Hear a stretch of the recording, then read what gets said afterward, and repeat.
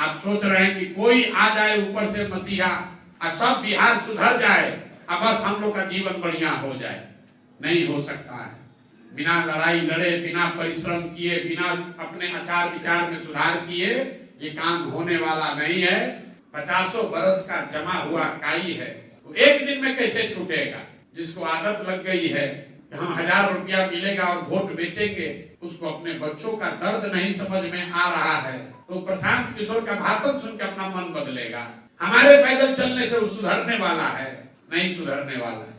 वो सुधरेगा धीरे धीरे। जब ये काई, जैसे काई छुड़ाने के लिए बैठ के आपको झाड़ू से, ईंट से बैठ के रगड़ कर उसको धीरे धीरे छुड़ाना पड़ता है, तो ये बरसों की काई हमने आपने जमाई है और हम ही और आपको इसको साफ करना पड़ेगा। प्रशांत किशोर करें या आप करें, ये प्रयास आज हो